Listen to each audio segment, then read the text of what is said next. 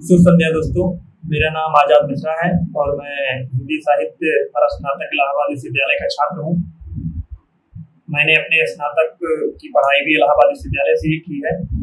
UGC net का exam मैंने पर स्नातक अपियरिंग में ही दिया है और मैंने प्रथम प्रयास में 99.88 परसेंटाइल के साथ इसे उत्तीर्ण कर लिया है। यूजीसी नेट एग्जाम के बारे में मैं आप सभी के बीच कुछ जानकारी साझा करना चाहता हूँ। यूजीसी नेट के एग्जाम यूनिवर्सिटी ग्रांट कमीशन के द्वारा असिस्टेंट प्रोफेसर की एलिजिबिलिटी के लिए या पीएचडी की पढ़ाई के लिए आगे एक नेशनल एलिजिबिलिटी टेस्ट होती है जिसे यूजीसी कंडक्ट कराती है। इसमें टॉप रैंकर्स को जैसे कि 1% या 0.5% जूनियर जेआरएफ को चुनती है और इन्हें जूनियर रिसर्च फेलोशिप मिलती है गवर्नमेंट की तरफ से। ये पीएचडी प्रोग्राम के तहत ही दी जाती है। आप अदर यूनिवर्सिटी, स्टेट यूनिवर्सिटी या सेंट्रल यूनिवर्सिटी कहीं भी आप इनरोल होते हैं, आपकी 5 ईयर पीएचडी चलती है। इसके तहत आपको फेलोशिप गवर्नमेंट के द्वारा दी जाती है, एचआरए वगैरह इंक्लूड करके। ये सिर्फ स्टूडेंट्स फाइनेंशियली अपने आप को सही करने के लिए लोग करते हैं। आप सिविल देना है या पीएचडी देनी है, जो भी है, आप as a financially plan B के तहत भी बच्चे सिविल के बैकग्राउंड पे रखते हैं। यूजीसी नेट का एग्जाम आप एमए पेयरिंग में भी दे सकते हैं। एमए कंप्लीट आपका एमए में एडमिशन जिस विषय से आपने एमए किया है उस विषय से आप दे सकते हैं। स्नातक में विषय रहा हो या ना हो उससे कोई मतलब नहीं होता है।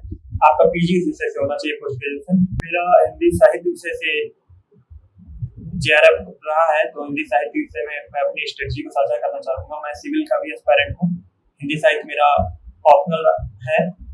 मैंने दृष्टि के कंटेंट को फॉलो किया है और दृष्टि के वीडियोस देखे थे और दृष्टि की ही बुक्स को मैं फॉलो किया था। जो सेकेंड पेपर नेट जेआरएफ के लिए बुक आती है। दरअसल यूजीसी नेट के एग्जाम पहले पेपर को समझना होगा। पेपर दो पेपर होते हैं। एक 50 क्वेश्चन जिसमें एप्टीट्यूड होता है, इसमें सबसे चीजें देखिए, मैथ, डीआई, डाटा इंटरप्रिटेशन और रिसर्च एप्टीट्यूड होता है, कॉम्प्रिहेंशन होते हैं, जनरल साइंस होता है, ये सब चीजें होती हैं। फर्स्ट पेपर काफी ज्यादा मैटर करता है, बच्चे इसे इग्नोर करते हैं या जो भी है, इससे इन्हें कम मार्क्स आने की वजह से जेआरएफ होता है। सब्जेक्ट 100 क्वेश्चन का होता है, दोनों मिला के 150 प्रश्न होते हैं। 2 मार्क्स का एक प्रश्न होता है और टोटल 300 मार्क्स का होता है।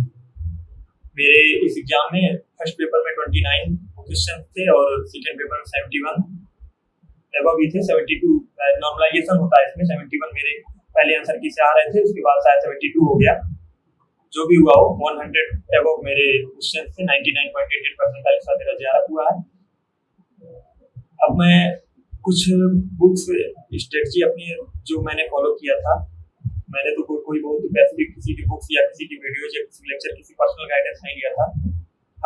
अपने सुविधा अनुसार मैंने चीजों को किया था। बहुत अधिक समय भी मैंने नहीं दिया है इसमें और लोग काफी समय इसमें देते हैं और चीजों की जानकारी के अभाव में चीजें दिक्कत भी करती हैं। यूजीसी नेट जेआरएफ एग्जाम इतना बड़ा नहीं है जितना लोग इसे ले लेते हैं और खैर की तैयारी मायने में काम आ जाती है। असिस्टेंट प्रोफेसर के एग्जाम, पीएचडी के एग्जाम जहाँ भी आप देंगे, आगे हायर का एग्जाम होता है, यूपीएचसी के द्वारा होता है यूपी में। इस सब में भी सुविधाएं होती हैं। सिलेबस लगभग मायने एक होते हैं। ये है सिलेबस यूजीसी नेट के द्वारा जो होता है, उसे हमें टॉपिक वाइज कवर करना होता है। हम कहाँ से कवर कर रहे हैं, या तो बुक से कवर करेंगे या तो यूट्यूब से या जहाँ से भी कहीं से भी करना है। फर्स्ट पेपर को भी हमें इग्नोर नहीं करना है। फर्स्ट पेपर हमें जेआरएफ होने में मेरा मानना है कि 100% भूमिका निभाता है। जिसके मार्क्स भी 30 एबव या 30 के आसपास पहुंच रहे हैं उसे जेआरएफ की संभावना बन जाती है, क्योंकि सब्जेक्ट में लगभग उतना ही सब हर कोई करता है। सब्जेक्ट में लोग अच्छे होते हैं तभी एकेडमिक के लिए ही एग्जाम काफी माना जाना जाता है और एकेडमिक का सबसे टफेस्ट एग्जाम है। अब मैं बुक लिस्ट साझा करता हूँ। पेपर फर्स्ट के लिए मैंने पहली बात तो प्रीवियस ईयर के लिए मैंने टेक्स्ट बुक का सब्सक्रिप्शन लिया हुआ था और उससे काफी टेस्ट लगाए थे। मैंने कम से कम 10-20 दिन लगातार फर्स्ट पेपर के लिए टेक्स्ट बुक से प्रश्न लगाए थे। उसके बाद टॉपिक वाइज सिलेबस से कवर करके मैंने कुछ यूट्यूब वीडियोस से कुछ टॉपिक जैसे मैं अपने सुविधा अनुसार और कुछ केवीएस मदान की बुक्स से कवर किया हुआ था। उसके बाद फर्स्ट पेपर के लिए मैंने शॉर्ट नोट्स भी बनाए थे। नोट्स देखिए काफी ज्यादा जरूरी है सब्जेक्ट के लिए भी, फर्स्ट पेपर के लिए भी। बिना नोट्स के आप नोट्स पे ये मायने लगते हैं कि आप कम समय में एट द लास्ट मोमेंट पे आप रिवाइज कर सकते हैं। क्योंकि अदर एग्जाम भी देखे होते हैं, क्योंकि मैं खुद सिविल का एस्पायरेंट हूँ, तो मैं शॉर्ट नोट्स 2-4 दिन में 6 दिन में जैसे कवर, अगर लास्ट टाइम में लास्ट मोमेंट में नोट्स काफी काम आते हैं। नोट्स आप इग्नोर मत करिएगा। सेकेंड पेपर के लिए हिंदी के लिए मैंने खैर एंट्रेंस के लिए भी मेरा दिल्ली विश्वविद्यालय और इलाहाबाद विश्वविद्यालय में चयन हुआ था। मैंने एंट्रेंस के समय में काफी मेहनत की थी, मेहनत मेरी यहाँ भी काम आई।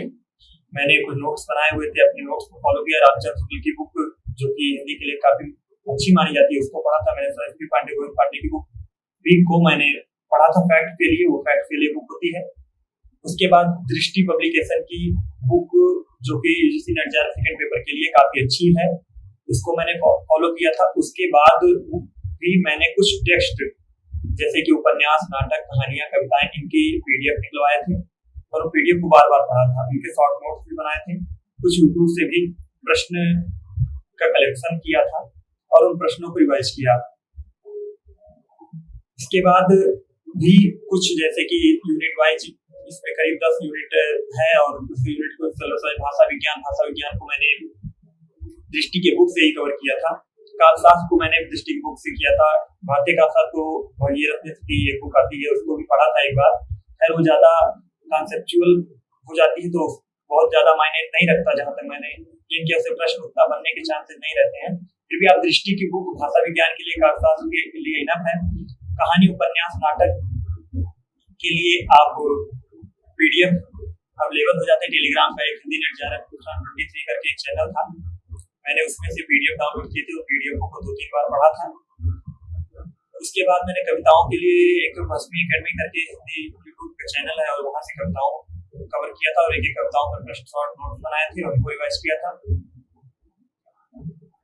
और मैं प्रश्नों का कलेक्शन मेरे पास था, कुछ प्रश्नों का कलेक्शन था और जो शॉर्ट नोट थे मैंने उन्हें बार बार रिवाइज किया था और इसी के आधार पे मैंने ये इस परीक्षा की पूरी स्ट्रेटजी बनाई हुई थी।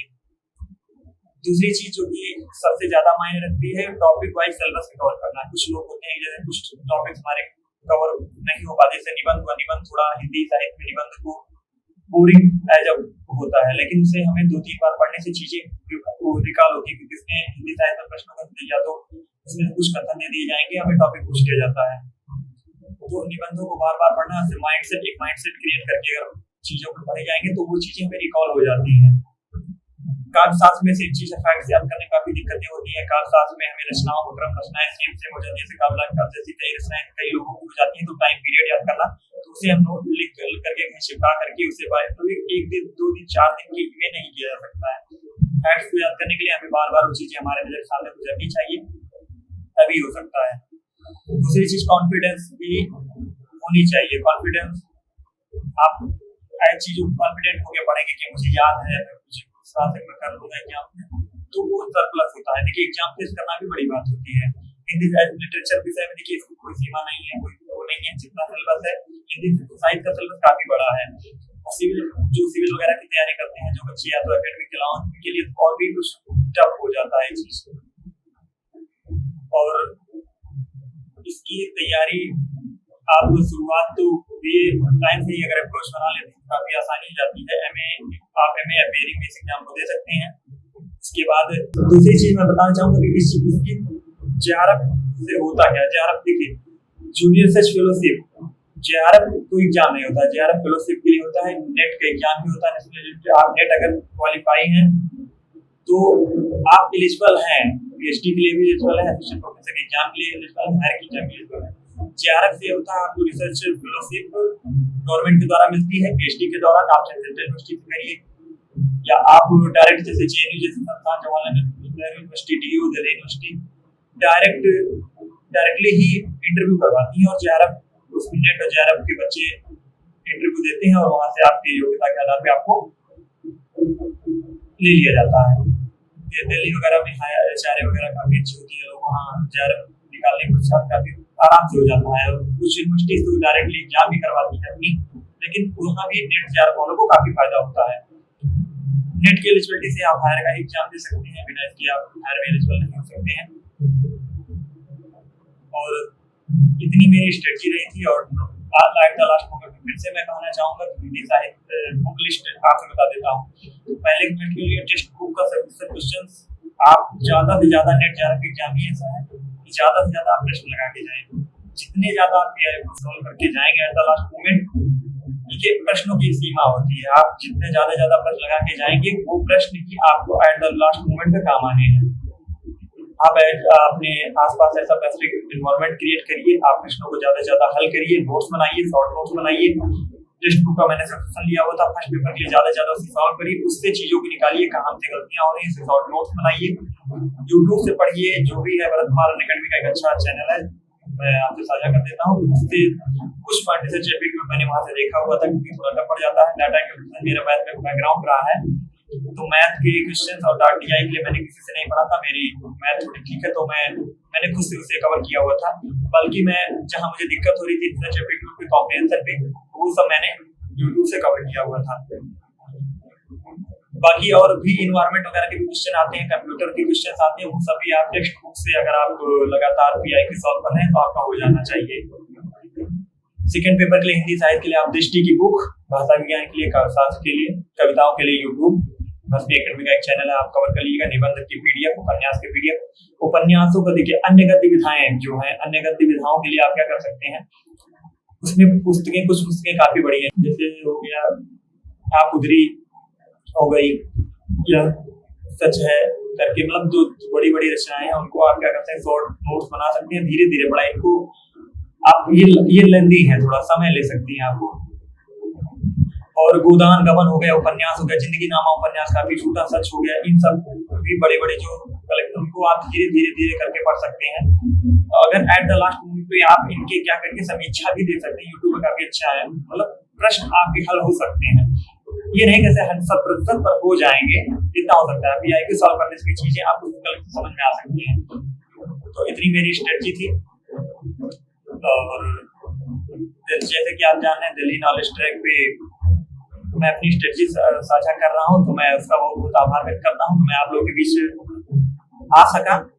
दिल्ली नॉलेज ट्रैक की वीडियोस काफी अच्छी थी, मैंने यहाँ से भी अपनी स्ट्रेटजी कई लोगों की देखी थी, वो मुझे काम आया, और मैं इससे बहुत बहुत आभार व्यक्त करता हूँ। बहुत बहुत धन्यवाद।